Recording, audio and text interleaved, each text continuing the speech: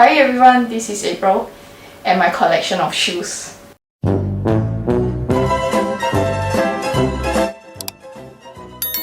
Alright, so you have seen my humble little collection of shoes. By no means this is a big collection as compared to the influencers and the crazy rich Asians out there. But as you can tell, I love shoes. I have this little substance abuse problem.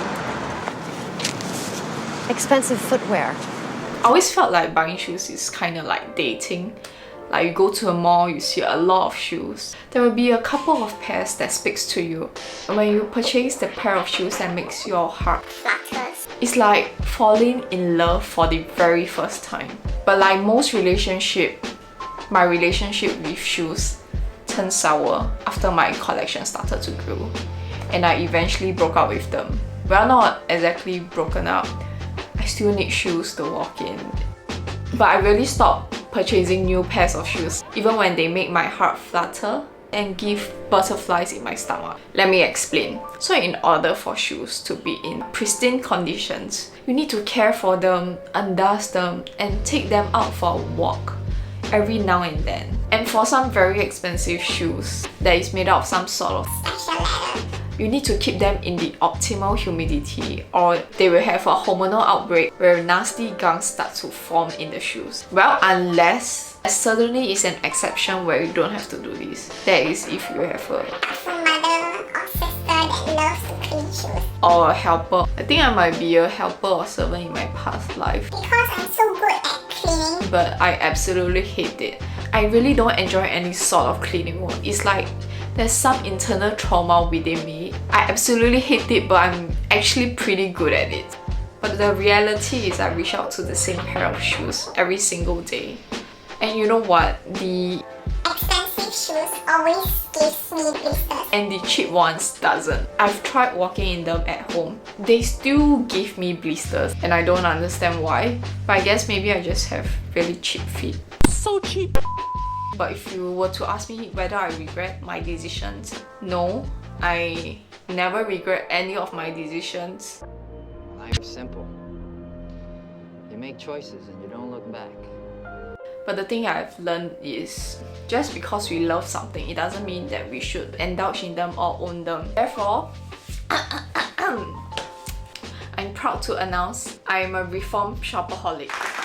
And as a socially responsible citizen of Mother Earth, I would like to share my recovery story and journey so that you don't have to go through the same sufferings as I did.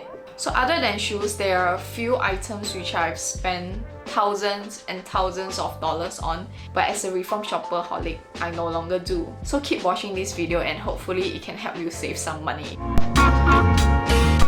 So I got my pen and my trusty notebook here. First item we have is entertainment. Well, mostly entertaining people whom I really wasn't interested to hang out with. So I used to spend like $200 per weekend going for drinks. Well, mostly with people whom I really don't give a damn about and have drinks that are so diluted. I think the reason is because I wanted a sense of belonging. And I didn't just want to belong somewhere. I wanted to belong to this cool girls club where I'm this cool and hippie girl whom is hanging out with all the fun people. But in reality, I knew that I didn't belong there. No, this is a mistake! I belong to the streets! Where I really felt like I belong is when I'm in my pajamas watching BTS on replay. Not that many times, maybe just many times. And hanging out with people whom I really actually care about. Occasionally, not that often because introvert problems. The point is, it's not to not spend it entertaining any single person, but the point is your energy is really precious and you need to protect it. Don't spend it trying to impress people whom you don't really care about and you don't even like. Alright, item number 2, we have skincare and hair care. I used to spend a lot of money buying skincare products, mostly because I had unsightly zits on my face. They really destroy my confidence and I hated that feeling of not feeling confident in front of others. I wanted to find a magic pill that can clean all my problems away. which are the zits on my face. So whenever someone tells me that buy this, your skin will be clear in less than 2 weeks, I bought all of them. And you know what? I could never finish any of these skincare products and they all end up expiring.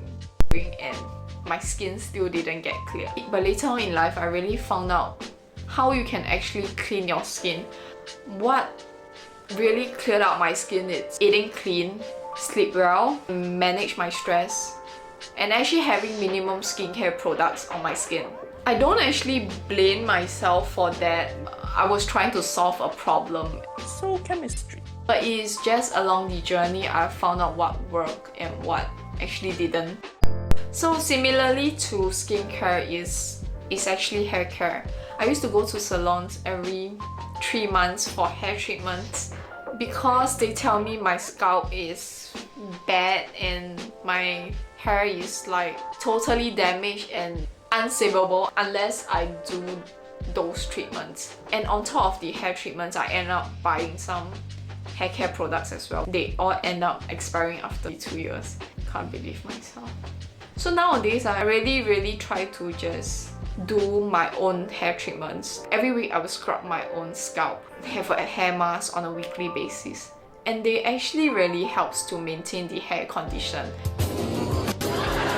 But trust me, most of the time when the salons tells you that your hair is really damaged, most of the time they are far from damaged or that bad as what they have described to you.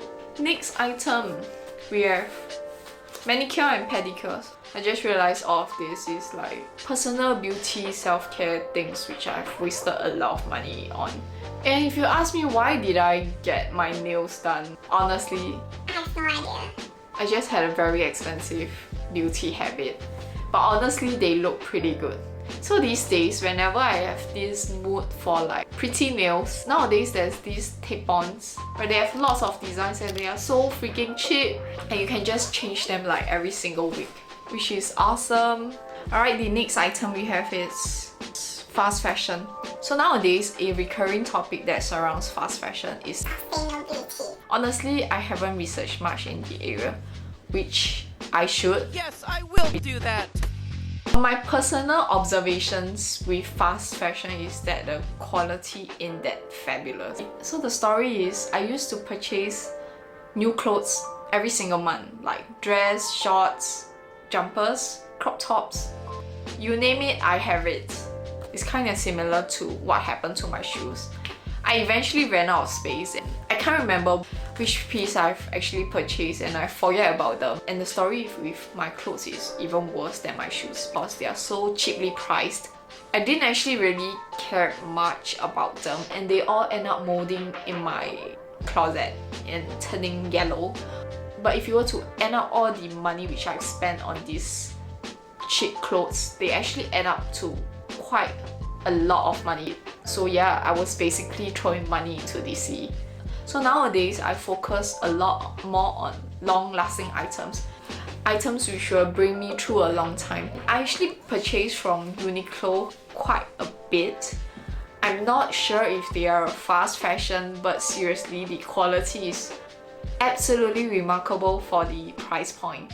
I think the last thing which I wasted a lot of money on is actually annual gym membership. First things first, I have nothing against gyms. They are a great place for training and because they offer a lot more equipment. So especially for resistance training, most people do not have that kind of equipment facilities in their home gym setup. But what I wanted to share with you guys is my experience with annual memberships. I used to sign 2 to 3 years membership.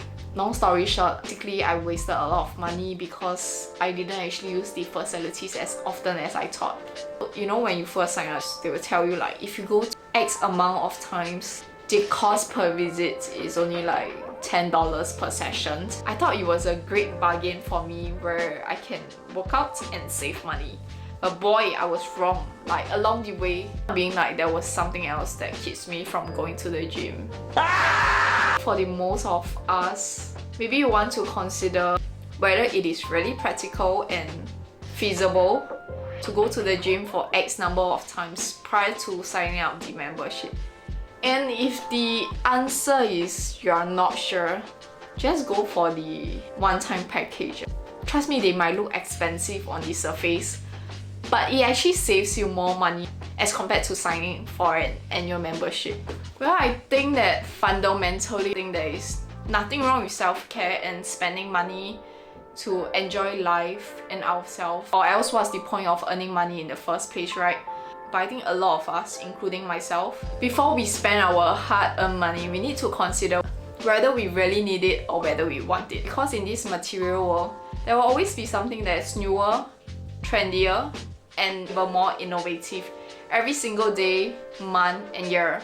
As for my shoes, I think I'm emotionally ready to move on because I absolutely hate cleaning so many pairs of them.